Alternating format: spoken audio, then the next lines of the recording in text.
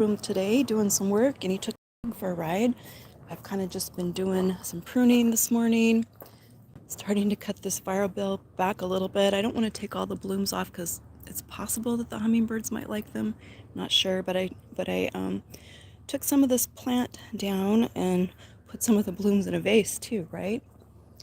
And pruned a bunch of paddle cactus, prickly pear cactus in the front yard. Tell you, this big prickly pear cactus we've had for some time is really pretty interesting. It's got some humongous fruit on it. We haven't really eaten much of the fruit on this cactus only because we've been using it for bait from the birds to try to get them off, keep them off the figs. And we're actually still getting some figs. I don't expect to get too many more just because our weather is turning. I've been getting some rain, which is wonderful.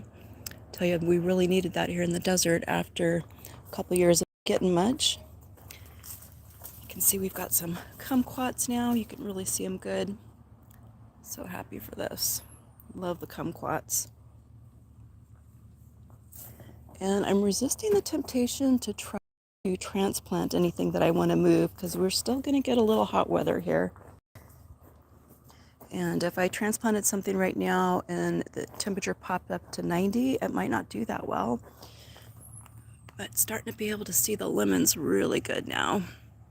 They're still pretty green, but this is going to be our best lemon year ever, which is wonderful because we've really put a lot of work into this tree.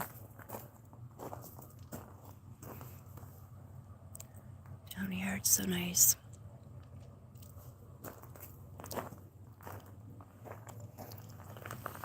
They're lower down, which is interesting. Maybe it's just that I can see these ones that are hanging. Oh my gosh, there's quite a few back here. Yay, success this year. Apparently we did everything right. And we're trying to grow some green beans. That's the kind of thing that you can't grow in the heat of the summer. And we still have a zucchini that's alive back there, if you can believe it. I seriously doubt that we're going to get a zucchini on that at this point, but you never know. And we have some more green beans over there.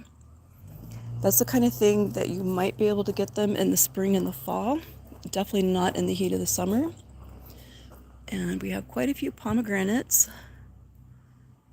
We've started eating some of them. And we just put them in our salad, right? Look at this one here. It's huge, huge. This one I think will be next.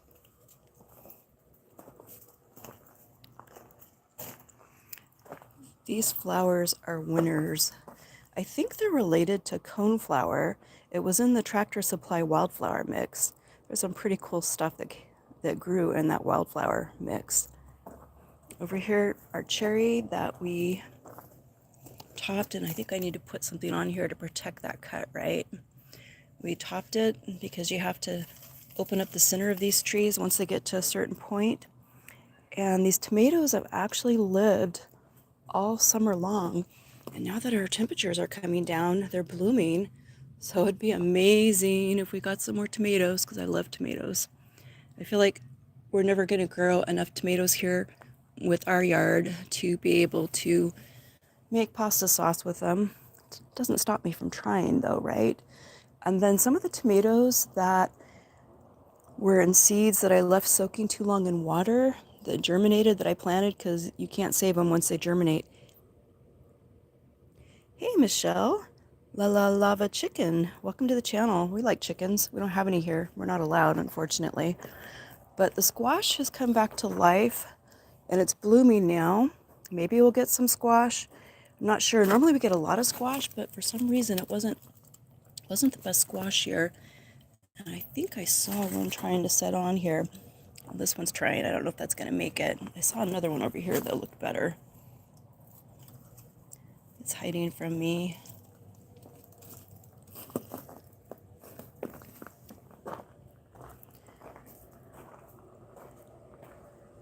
Yeah, so the squash is starting to be happy now.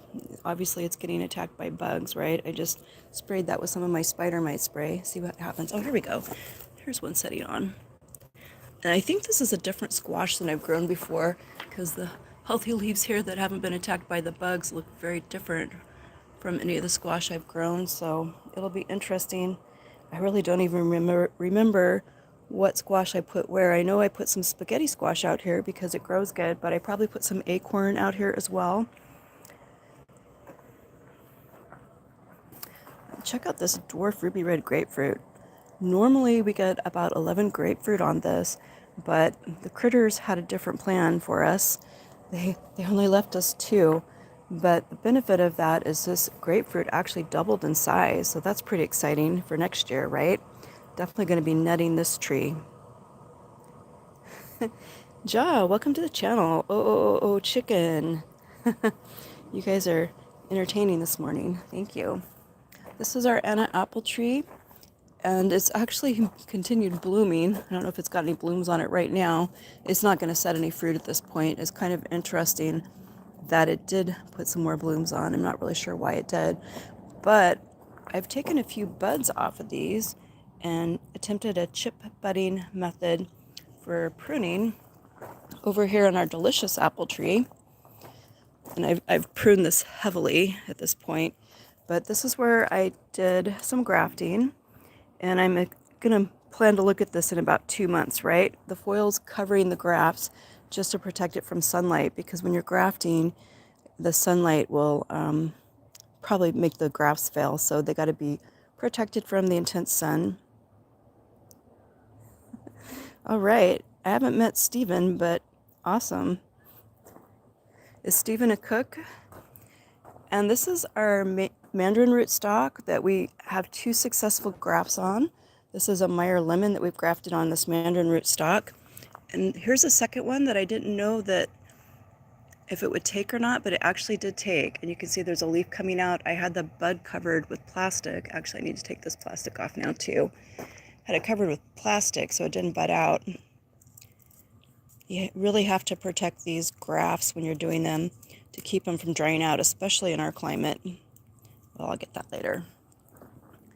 So what's interesting over here is we still have some melon setting on, the sweetness melon, and it's going to be interesting to see if we get any more, if they get ripe. Today it's overcast. We were supposed to get some more rain. It didn't rain, but that's okay. We've actually had 4 days of rain here in the desert, which is great because that hasn't happened in a while. We need all the rain we can get. So we have some sweetness melon setting on. These don't get that big. They get kind of like between the size of a golf ball and a softball. And definitely make sure they're ripe before you pick one, because I picked 2 of them thinking they were ripe and they were very bitter. The first one we had that was splitting when we picked it was very sweet and wonderful. It was like a cross. Oh, here's a nice one back over here. It was like a cross between honeydew and cantaloupe. Ooh, it's got that yellow spot right there. I think this one is actually ripe. Yay, I'm going to pick that later. But this was an experiment in our garden this year. And this is a grapefruit that came up from seed under our dwarf grapefruit. It will make a true grapefruit, but it won't be dwarf. And I just pruned this back this morning. I am going to be moving this from this location here because this can get pretty big. And I'm going to be putting it where the jujubes failed, right here, where we'll get plenty of sunlight. And then I am going to graft some of the dwarf ruby red grapefruit onto it. Hey, thanks for the thumbs up. I'm going to draft some dwarf ruby red grapefruit onto it because I would really prefer to have a small tree and not a gigantic tree, because we're learning that these small trees are actually very productive. And we're going to get tomatillos this year, which is awesome. You can just see they're setting on, and there's a bee. Let's see if I can blow it up. Where'd he go? Well, they move so fast. There's a bee in there. We're happy about that. Something that's been really interesting in the garden this year is I have a couple tomatoes that, I mean, not tomatoes, but onions that I haven't harvested yet. I was trying to see how big they would get if I just let them, the stalk die off, right? But this one right here, this one, the onion seeds have been sprouting on the flower head. And so as that's happened, I've been picking these and planting them in the grow room. I definitely need to put some more seeds out here. It's about time. I have some carrot seeds going already, and I don't know if the tomatoes that I planted back there are going to do anything or not. They're probably not getting enough light, right? We do have a couple of other tomatoes around here. Here we go. Here's one. This one's getting light. This will probably make something. And there's a couple more under the fig that are actually blooming that were from the seeds that we accidentally germinated instead of saved. But we've had two really nice cucumber varieties growing back here this year.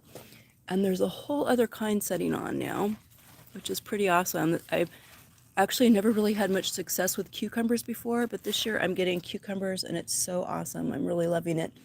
And I'm going to give it a try again, growing them in our grow room over the winter.